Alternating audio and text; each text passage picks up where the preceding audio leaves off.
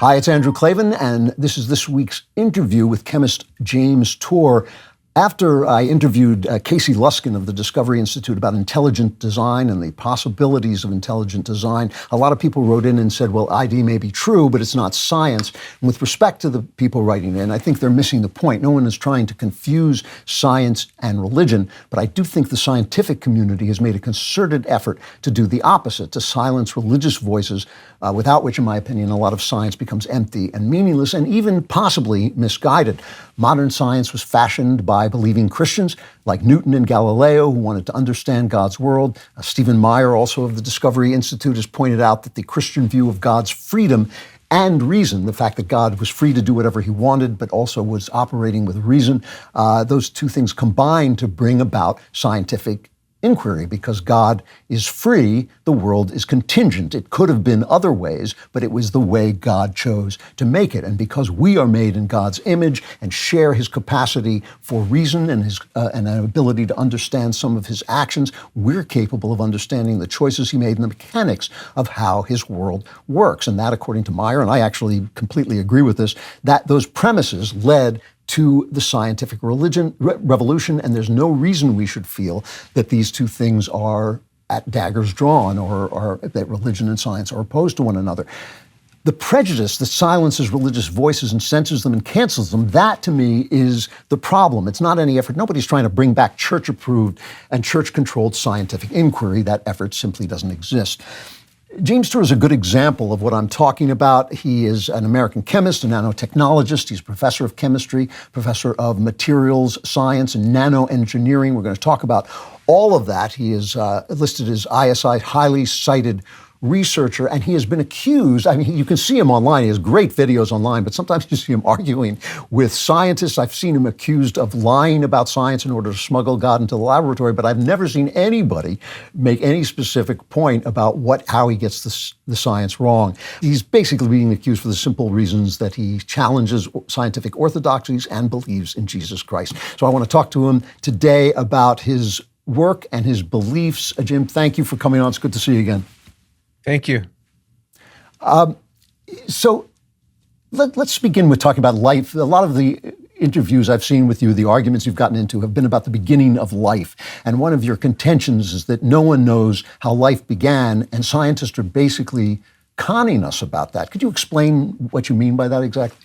Yes, it's a problem. We don't know how life began, and we actually never really will know because nobody was there. But what we can do is we can come up with conjectures on how it might have begun, and then we could try to mimic those in our laboratory and get those to work under laboratory conditions.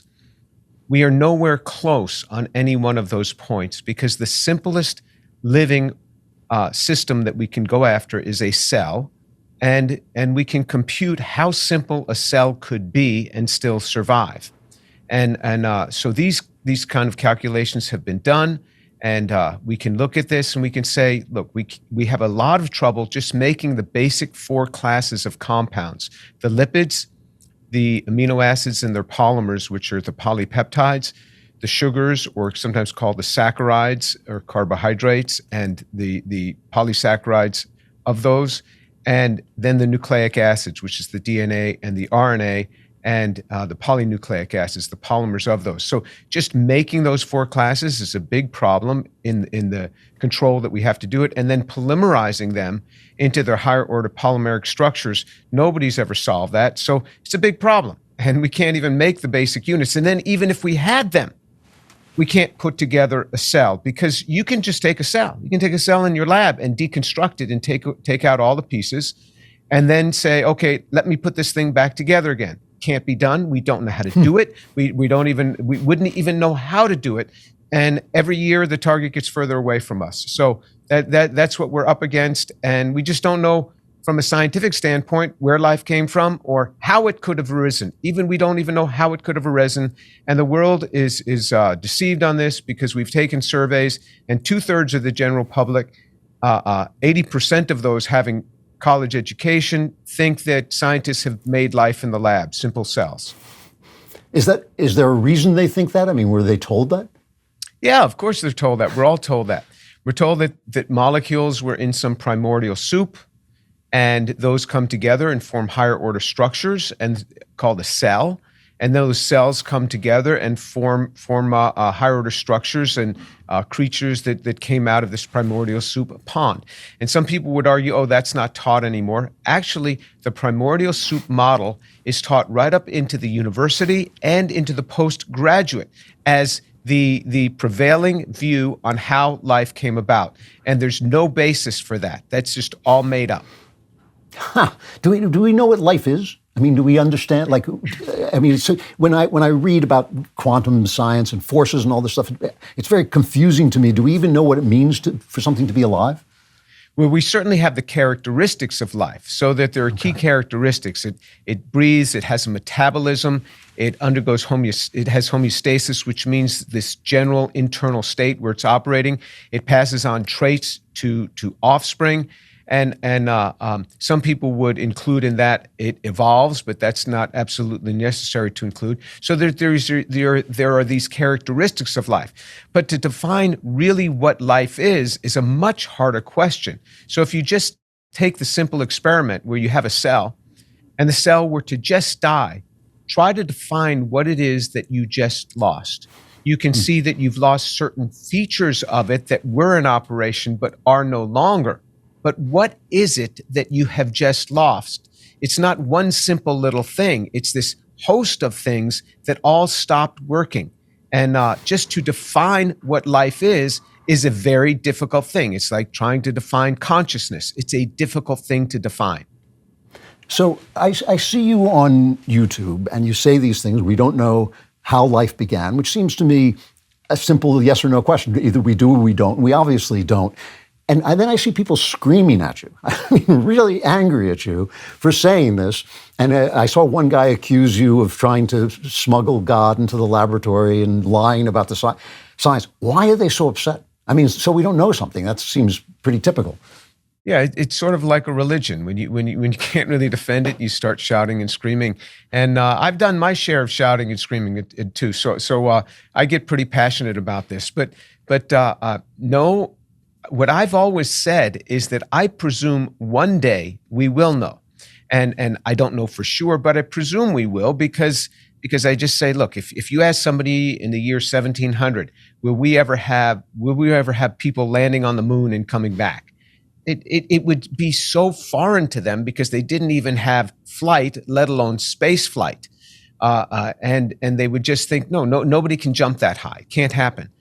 But with time, we make these great discoveries. So I presume one day we'll figure out how to put these things together and make a living cell. And one day we'll be able to make a valid hypothesis on how a cell might have formed on an early Earth because we'll have a series of experiments. But what I can tell you is that day is very far from today. And the reason I know that is because the complexity of the cell, what we see in a cell, the complexity, we're learning more every year about how complex it is. And so every year the target is getting further away from us, much further than we are being able to approach it. So the complexity increases dramatically every decade. And we're like, wow, I've got to do that. I've got to do that. I've got to do that. So that tells us that we're not near our target. We're nowhere close.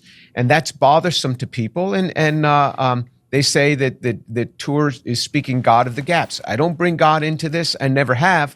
And again, I'm saying that I presume one day we will get there, but we're far from that today. And it's just really shaking up the community that I keep saying it.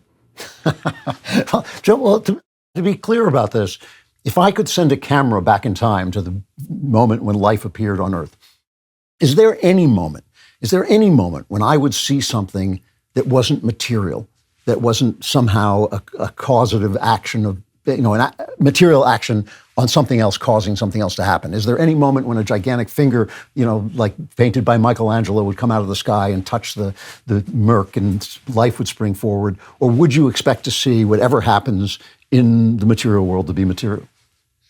That's a good question. I mean, as a scientist, I wouldn't talk about that finger coming forward and doing something magical like that.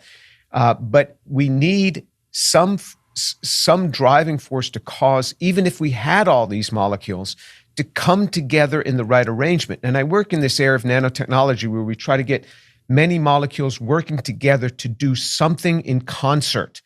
Very hard to do, and we do very simple things, nothing like the complexity of a cell, not even close, not even in the same universe as far as complexity.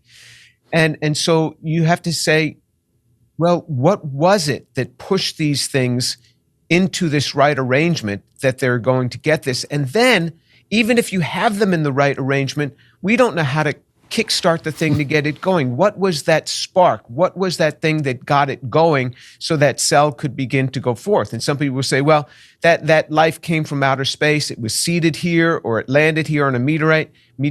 That doesn't matter. It's origin of first life. So if you want to push it to some other planet, go ahead. But most planets are a lot more harsh than our planet is. So and we've never seen anything out there. And any planet that we've looked at, we've never seen life.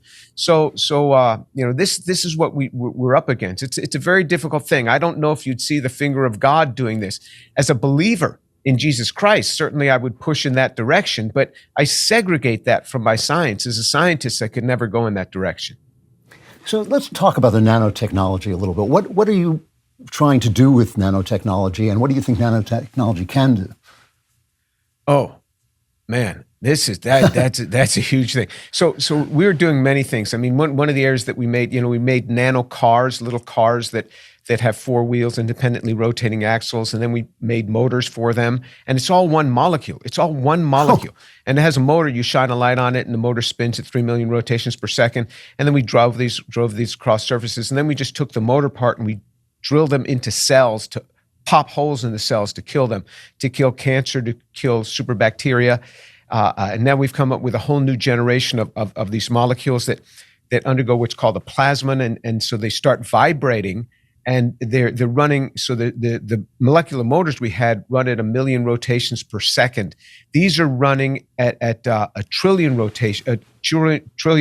vibrations per second, and they just plow into cells. We call them molecular jackhammers. So we're doing that on the medical front, and then we've got this whole area of graphene, this super strong material, and we found ways to make large amounts of it. So we have started a company. It'd be making tons, certainly by the fall, it'd be at the tons scale. And so it's going into concrete, it's going to wood composites, and so it's strengthening that. And it's a naturally occurring compound, so you don't have to worry about us introducing new material into our universe. It's all naturally occurring. It's just that now we can get at it much more cheaply, and we're turning trash, household waste. You just flash it, and it's in less than a second, it turns into graphene. So it can go into building material. We're remediating soil with these nanotechnologies.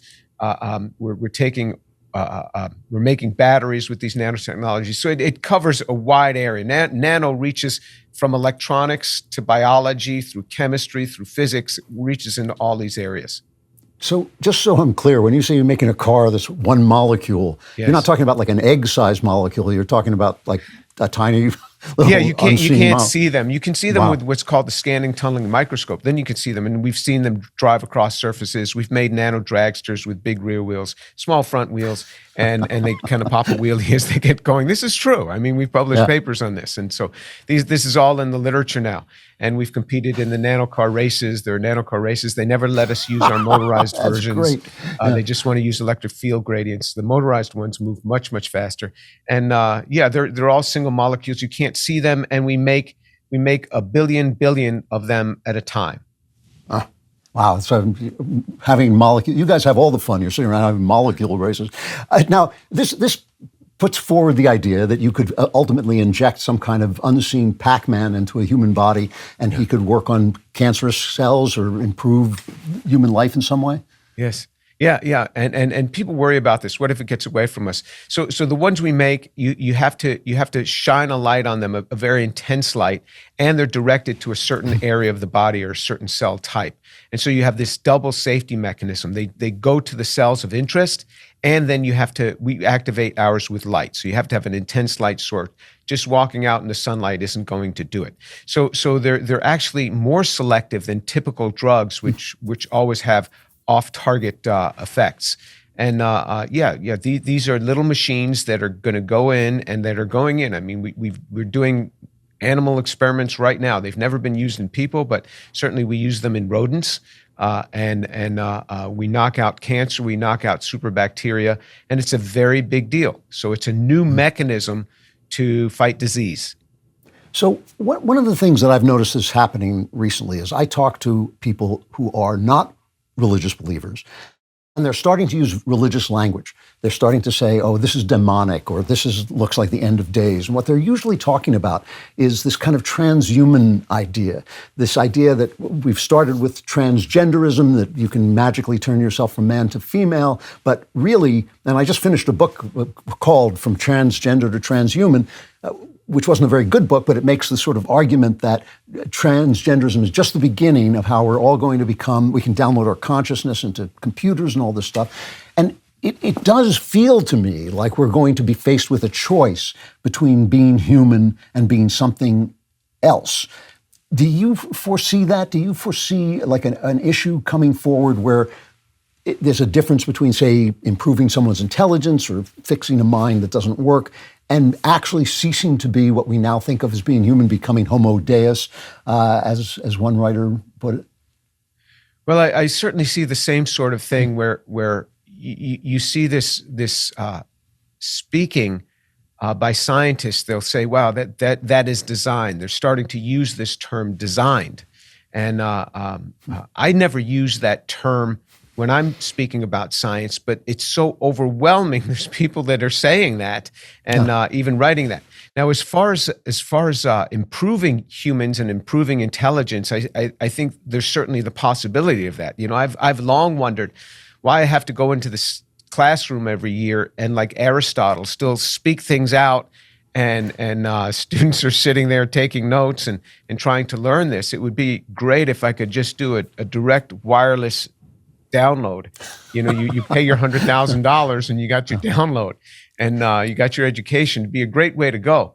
I'm not sure that we're exactly there yet, but it wouldn't surprise me if we will be able to transfer information into the brain as we understand more about it in manners like this. Certainly AI has got everybody's interest, and I've also long wanted to test things on the Turing test, and to see, can I speak to a computer and it speaks to me back and I can't even tell it's a computer.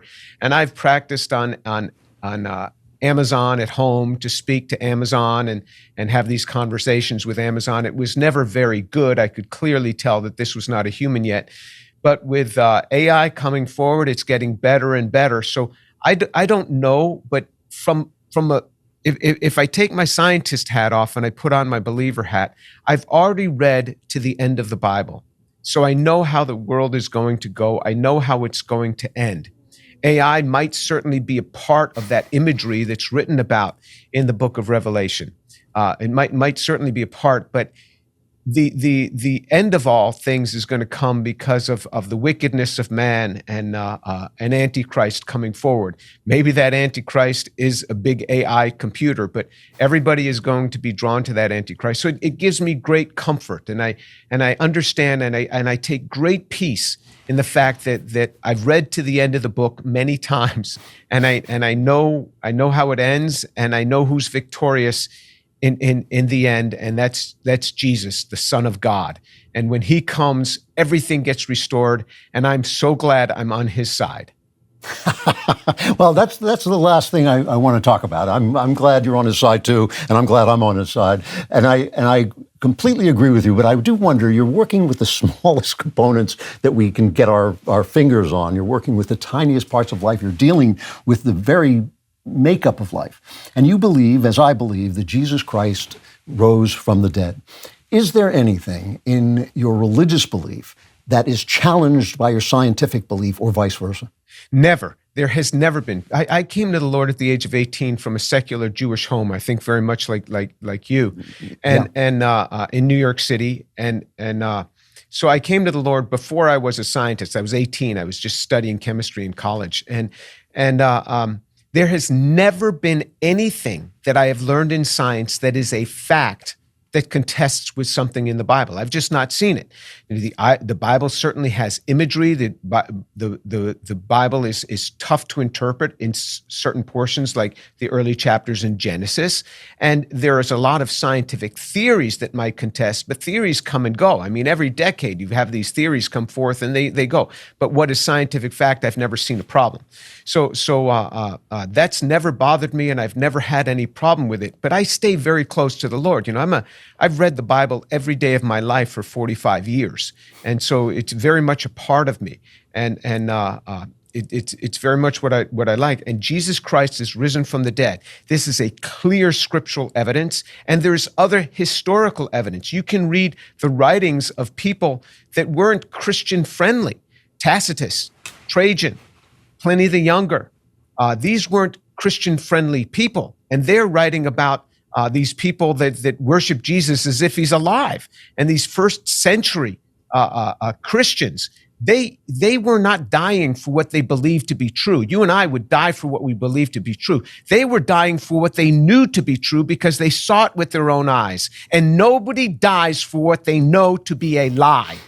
And these men, these women, and even these children were dying for what they knew to be true because they saw Jesus alive. Paul says there was over 500 people at one time saw him. People can hallucinate, but hallucinations are never shared. And you have 500 people seeing him at one time. So you look at this and it stacks up the historical evidence that Jesus has risen from the dead. And that is the foundation of our faith. So absolutely, I believe this. This is outside the realm of science. Science itself declares it can't make an assessment on this, because it's outside the realm of science. So it's something that science itself can't measure. It's like dark matter. Science has no way, even though dark matter is like 70% of our universe is dark matter and dark energy. If you add in dark energy as well, that would be like 90% of the matter in our universe. We have no tool to detect it. We can't see it. We can't detect it with any tool, but we know it's there because of difference. And so there are many things that we can't assess with science. I think one day we'll figure out the dark matter thing, but yeah, from a clear historical evidence, Jesus Christ is risen from the dead. No doubt in my mind about that.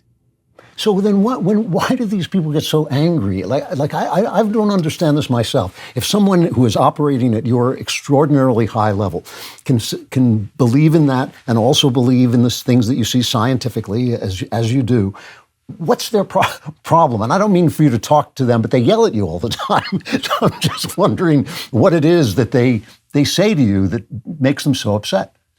Well, I'm not sure. I'm not sure, Andrew. I'm not sure why. I mean, I'm generally fairly mild-mannered. I mean, I can get riled up, but what I have found, if I go a week, Andrew, without having a one-on-one conversation where I've seen a person with my own eyes right in front of me go from not believing in the physical resurrection to believing in the physical resurrection, it's a very down week for me. Almost every week. Yeah, almost every week in a one-on-one conversation. And the vast majority of people that I speak with are highly educated because this is the environment in which I work. Professors, students, physicians. I mean, this is where I work, and I see it every week. I mean, last week it was 5 people. And so all in one-on-one conversation. So I see it all the time. If I just go through the facts, the basic understanding of this, the heart is touched. And I see it over and over again. So when I get people alone and I take them through this, after 40 minutes, I've seen them go from not believing to believing over and over again. Wow, that's amazing. And yet these scientists who get so upset with you, are they afraid of? Do you think they're afraid of losing something? Are they afraid of losing the scientific method? Or is there something? They always go back to Galileo and the Pope, and he's shown the instruments. But that's a very complicated story, and really, just because somebody did something wrong doesn't prove anything. What are they afraid of losing? Well, first of all, they got the Galileo story all wrong. I know that. Yeah.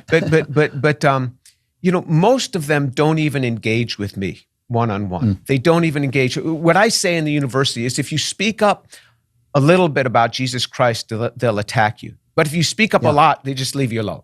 I mean, they just don't want to get you started. That's really interesting, yeah. So most of them don't want to engage. But when someone inquires, when someone says, hey, why is it you believe this? Tell me about this. Then boom, we set up a time. I meet with them. I say, I need 1 hour of your time. And within that hour, I would say 90% of the people that I speak with one-on-one that have asked to hear this from me, to hear this story, come around to believing in the resurrection, because I think the truth of the resurrection has been written on the heart of human beings.